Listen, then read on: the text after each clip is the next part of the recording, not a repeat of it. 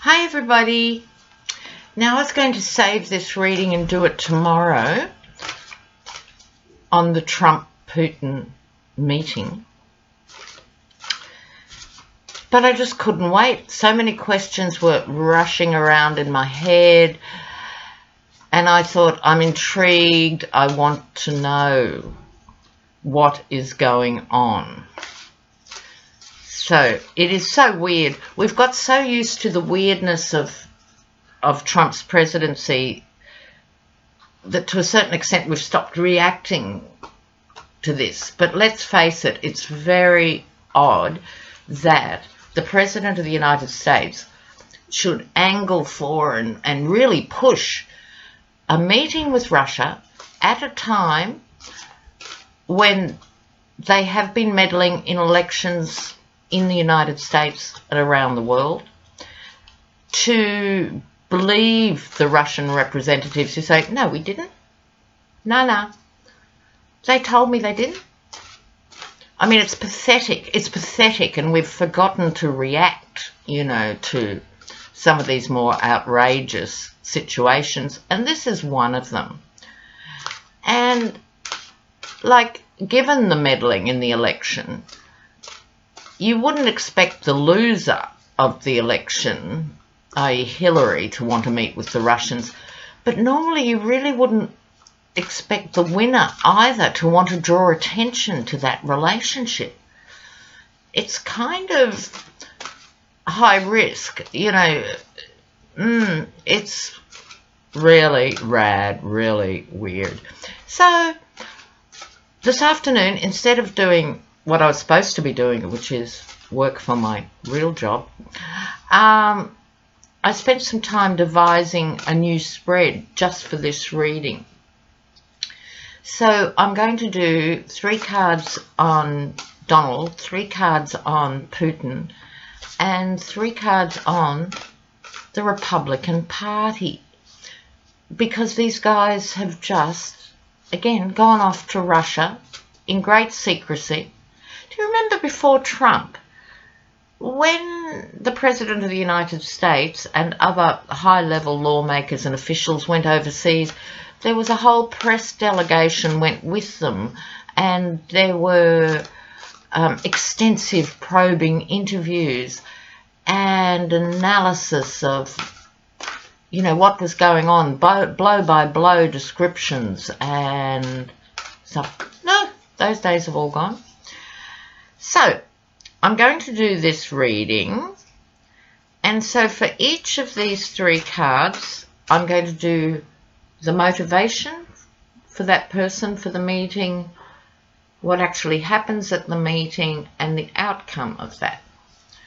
So I'm using the Thoth deck, and I must say I am enjoying using the Thoth deck for these people. I never use it for personal readings. I keep my new beautiful Celtic tarot for private readings because I want to keep them untainted. Thank you to Cheryl Blossom who sent them to me. Thank you very much. But I don't want them tainted by these ghastly individuals that are prowling around the world. So this is the Thoth deck for the Trump-Putin meeting. Trump-Putin meeting. What is going to happen here? So we'll do Trump first. That's Trump. This is Putin. And this is the GOP.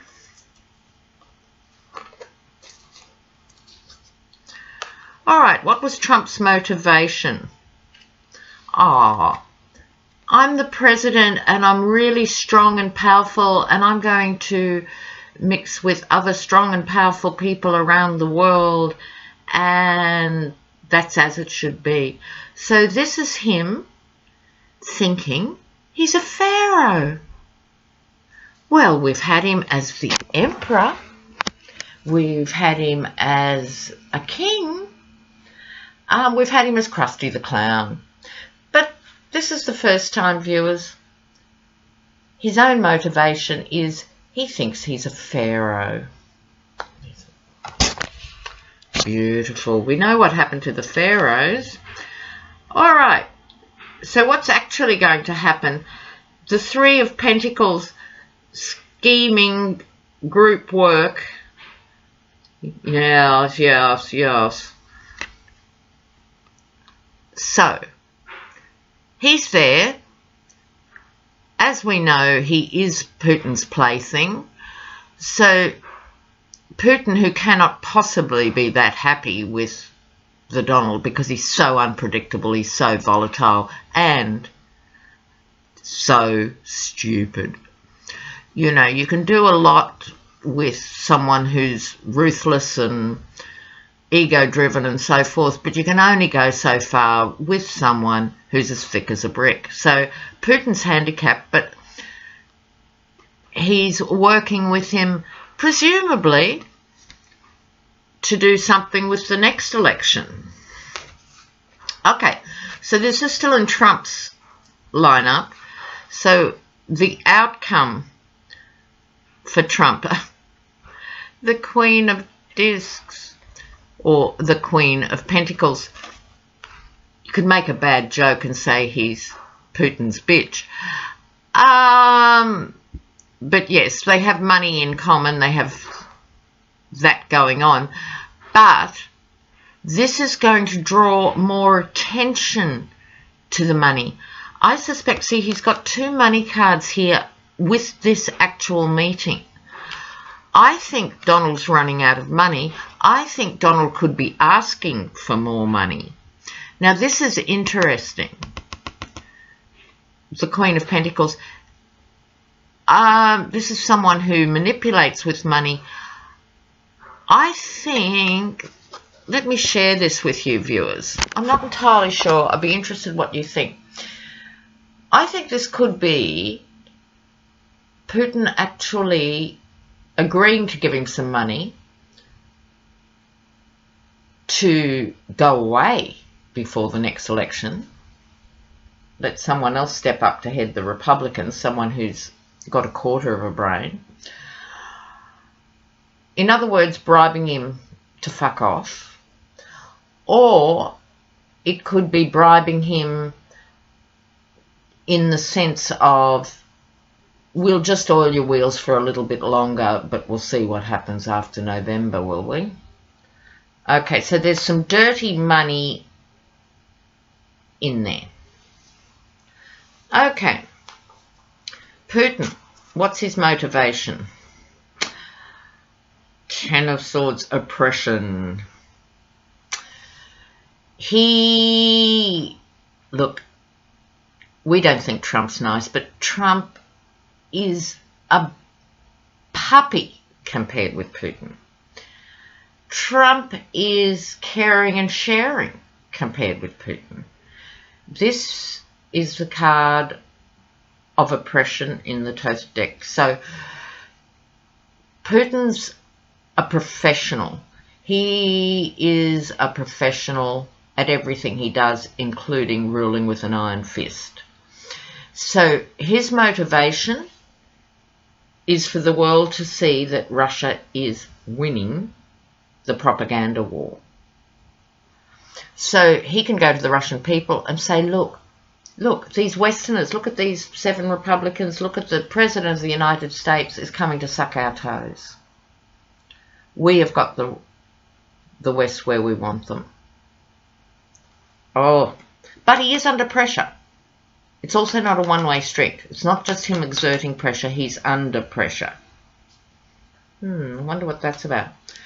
What's going to happen for Putin at the meeting? That was his motivation. What's happening for him? 8 of Wands. Sudden, quick. He's going to make sudden and quick decisions about Trump, more or less on the fly, because they've had little meetings in the wings of other summits that they have done, but this is the first face-to-face. I think he's going to make up his mind very quickly which could be about whether he's going to bribe him or not, whether he is going to oil the wheels or not. That decision is going to be made more or less on the spot. That is not very Putin-esque. It's very Trump-esque, but it's not very Putin-esque. So it's suggesting to me that Trump in the flesh is not only unimpressive, he worries Putin because he is so inept and unpredictable. And I think Putin might have been going into this thinking, I'm going to pressure this guy, I'm going to get him to do certain things for me, and go, this guy isn't up to it. This guy can't hold a thought in his head. This guy is not capable of delivering. I think if you put these two together, Putin's in for a little bit of a shock. He's used to ruling his domain. Outcome.